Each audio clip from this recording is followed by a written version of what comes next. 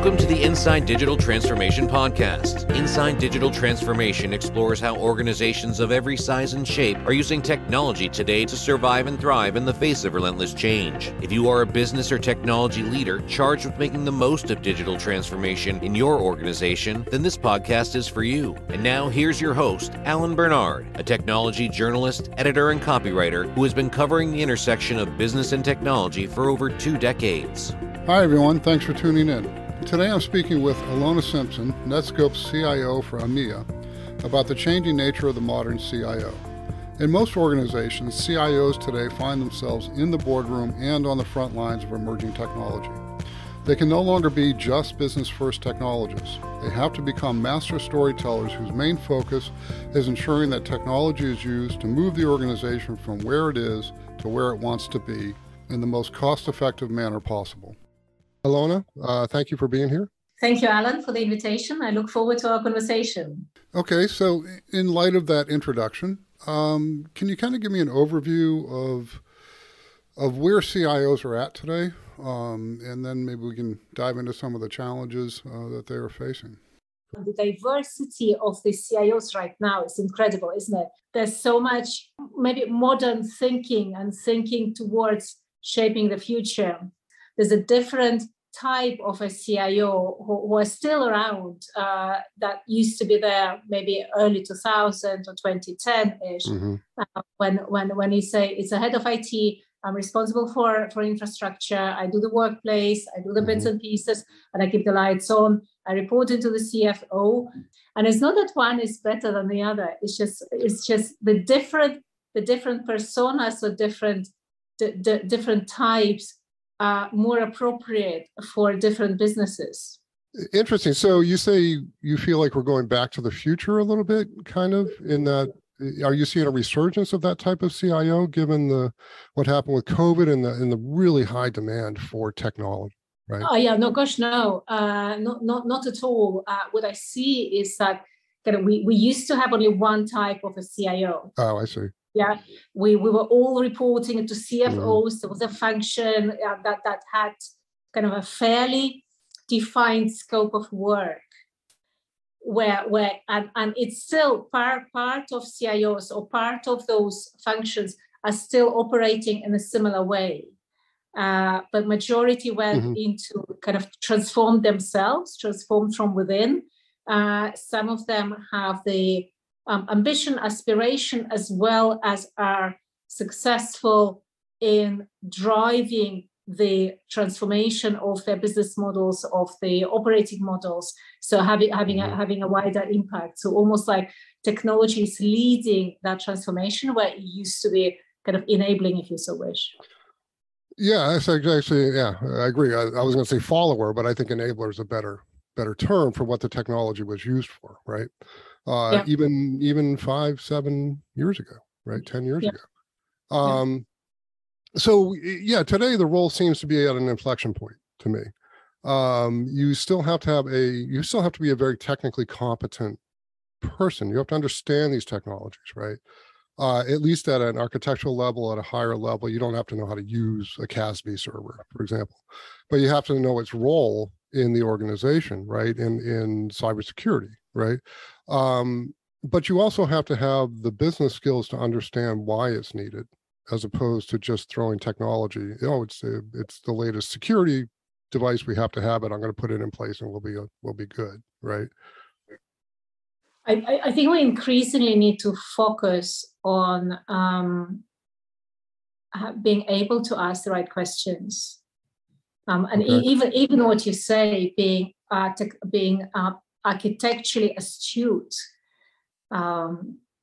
it is becoming increasingly challenging. If you just look at AI, ML, if you look at the new technologies at the potential of automation, if you look at the convergence of OT and IT, convergence of cyber and networking, convergence of physical and digital, so to grasp that kind of metaverse universe as a human being, I think it's increasingly challenging. And what we the reason why I actually took Microsoft Azure certification last year, because I realized as you get more towards translating to the business, towards building that bridge, and shaping the journey, the less physical time and capacity you have, the less hours in a day are there to be able to dedicate to go really deep into a subject and to understand it.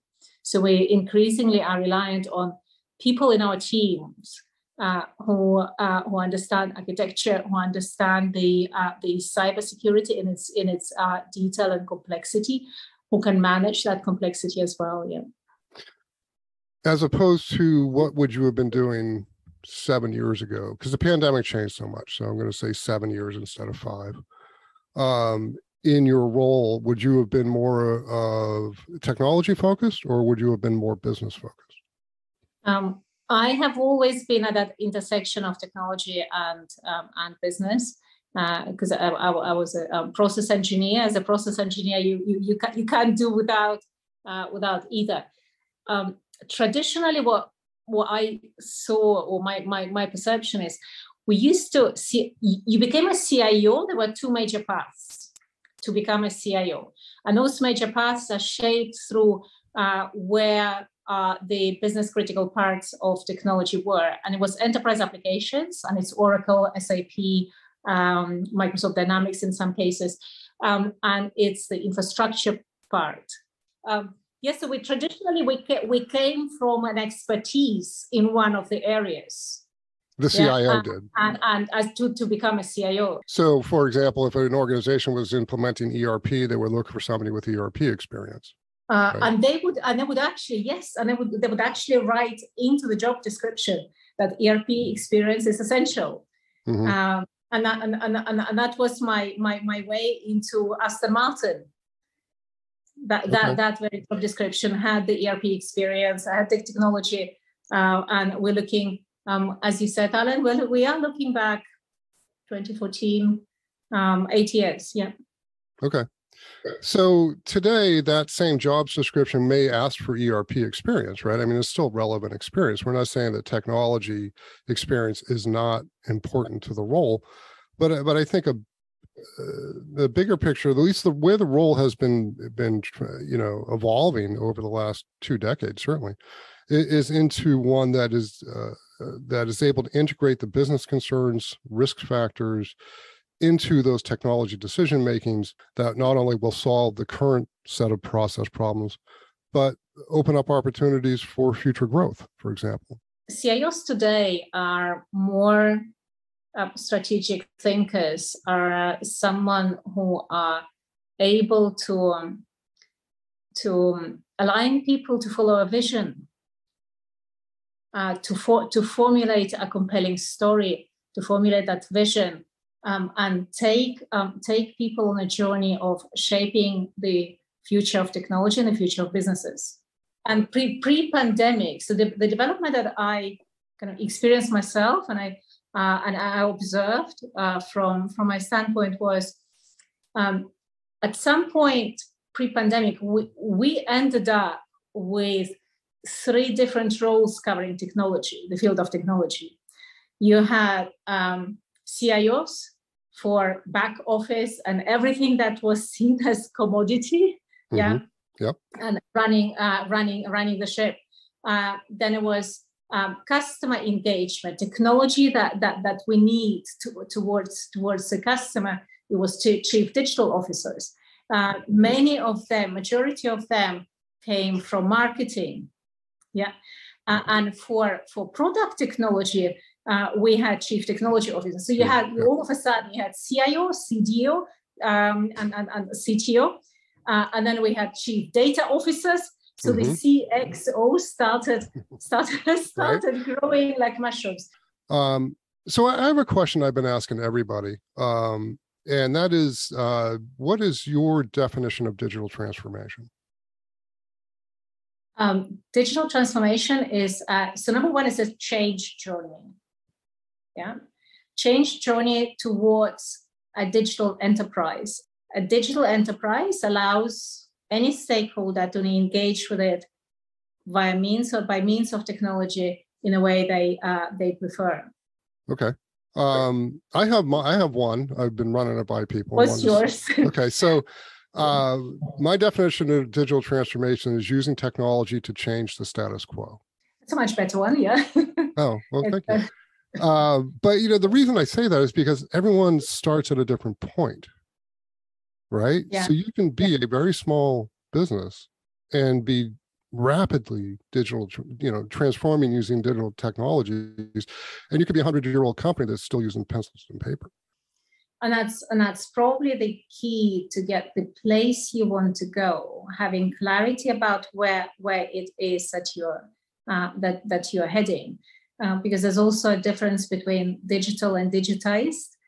English language, unlike German, is more refined here. And what many enterprises went on was to say we replace paper processes by digitally supported, by processes supported by a system. And if you swap paper for an online form, but the process is broken, you still have a broken process. Yeah. So it's how do you rethink it with the customer in mind, and solve it by means of technology. It's also thinking end to end. It's really thinking, what problem are we solving? So I wanted to touch on that and say, but this conversation we're having now points to a need for a CIO that understands that, right? That is more than the quote unquote order taker CIO, the caretaker CIO, but someone who does understand that if you digitalize a process and yet it ends with someone still having to go to the bank, you've really not achieved very much for your customer. I think the question starts with the board and with the supervisory board, for that matter, where do they see the enterprise heading? And if a business still considers that the physical product is their core, and digital is there to aid, to aid the value creation and realization processes, then there's a lot of uphill battles for whatever minded CIO, however minded CIO to be had, because you need to respond to the maturity of the business. And I've been in one where at some point I had a conversation with my CEO who I was reporting to, and I said, we need to look at digital. Yeah, we didn't have an app. Yeah, and we're looking. I was not quite 2020, but not far from that. We don't even have an app. We don't have any ways of, we're B2B2C. How do we get the direct feedback from consumer? How do we engage? How do we understand the people? And there were three options. Option number one, incorporated into IT. I said I wouldn't go for that. It's a different, not by model, but it's a different mindset. You're creating kind of two-class society within that group, because some of them will be still maintaining a 30-something-year-old ERP system, and the other option was to set it up as a digital unit, potentially also as a subsidiary. Yeah, there are different ways of doing it. And option number three was do nothing. So, and if you have that blunt conversation and your CEO tells you that where they see the business priorities right now, do nothing is the way forward, then it's a very good feedback to take and to reflect yourself. Is it something you want to take forward, or have you done your job now? And is it time to look at a business that needs that skill, that needs that capability? As in, is it time for me to look elsewhere? As in taking technology as a driver for the wider business transformation. Okay, but if you have a CEO who is in the do nothing category, because if it isn't broke, why are we fixing it?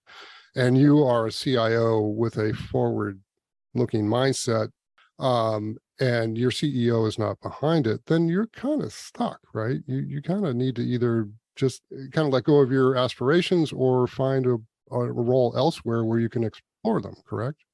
Yes, someone said about kind of as a philosophy of life, there are three. You always have three choices: love it, change it, or leave it. Okay. If you have such a conversation with a CEO, so change it is not an option. So you love it or leave it. My personal choice in that situation was to leave it and to start somewhere where I actually did have a mandate to drive the product-led, what we call it these days, to drive that transformation, a cultural transformation, a data-driven transformation at a scale. So it's the world's full of choices and full of opportunities. Right. I mean, and one of I spent a lot of time talking to very forward-thinking people and writing about the future. Kind of. I'm not futurist, but a lot I do. I do a lot of analysis and trends pieces and talking to the analyst houses and things like that. But the reality is the majority of CIOs are spending most of their time keeping existing technology functioning at a very high level so that their organizations can execute on the existing mission and the existing processes, right? As opposed to constantly looking forward, constantly seeing what's next, constantly trying to push the envelope. Good CIOs are, and I actually met with one a few weeks back, are able of articulating the state of the technology to their peer board members in a way they understand. Is it the technology that's critical to the business, and is it the area of the business that needs to be propelled further? And so, so it seems to me that you talked about the split, the chief digital officer, chief technology officer, and the chief information officer. Do you think that is possible to incorporate all that into one person? You need the three worlds. My view is you need a single representation of those three worlds at the board level. So what are the main challenges today that CIOs face as opposed to 5 years ago? The transformation of businesses towards product-led organizations, where you no longer deliver something in functions where organizations are focused on the value creation in technology as well as outside of technology, driving that digital transformation, cultural transformation is a big one, and we're not even kind of anywhere close to finishing this. There's an element of technologies like quantum computing, AI, ML at a very different level and in a very profound way. That those are becoming very tangible, and those are becoming no longer abstract terms that are somewhere there, where we start leveraging them. Right. As well as looking at protecting the enterprise. The same technology is being used by the bad actors. Yeah. So they're using AI. They have their innovation labs, etc. And the biggest business we're in is a people business. Is how do you educate? How do we educate people not to click on a link? How do we empower and enable them to speak up and to solve problems? Where they occur, to think big and to take accountability for driving the enterprise to the next level. Okay. Talk about if you don't mind, this shift to a product-focused organization. Can you talk about that shift and what's it mean in practical terms? What it means in practical terms is that you shift where decisions are taken, and you shift the way you look at your technology function at your business. Maybe I'll give you an example. It was my second week in a large enterprise, and first meeting with the CFO of one of the business divisions, and our IT controller, and a couple of people from the technology side. And the IT controller was presenting how much we spent on data center. And that very CFO looked at him and said, I acknowledge what you say, but I'm unable to appreciate it. Is it good? Is it bad? Mm-hmm. Is it, What I read on the internet is that the cost of storage declined by 60% year on year. We're paying 20% more. How do I make sense of that data? So a trigger was that the trigger was to start having different conversations with the business. And the product led means that you actually have, you look at what are the business capabilities that we have as an organization. What are the technology products that are supporting, or services for that matter, that are supporting those capabilities? And what are they composed of? So instead of saying we spend as an organization X on data center, we say, by the way, our billing capability costs us X. And our customer engagement is composed of this components. And the price tag on it is Y. So if we look at how do we optimize, where do we invest, and how do we optimize, we can make informed decisions with regards to which business capabilities do we want to promote, as opposed to which horizontal kind of layers we are addressing. So to answer that CFO question, if you just look at the cost of data center without acknowledging what that data center supports in the enterprise, then it's just a point in time. It's just a floating number almost, right? It's descriptive, but it doesn't allow you to draw any conclusions.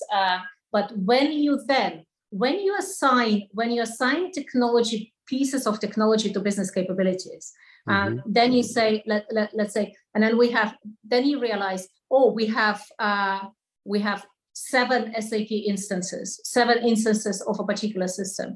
We have, look at this, that 2 dev instances and 3 test ones and pre-prod and prod.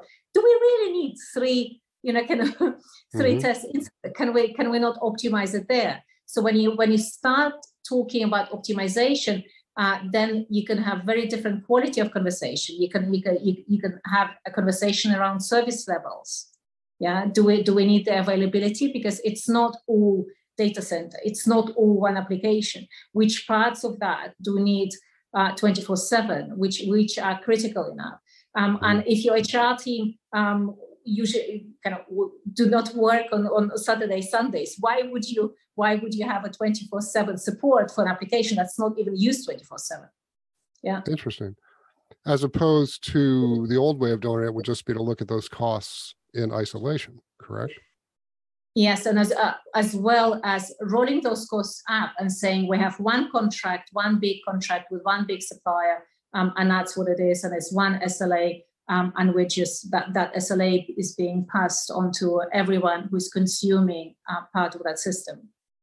So interesting. Okay, so the product then, just again trying to define the product, mindset, because I think for a lot of organizations they're trying to get to that. A lot of CIOs are trying to get to that more, because it's a more holistic view of technology, how it's consumed, how it's provisioned, how it's utilized.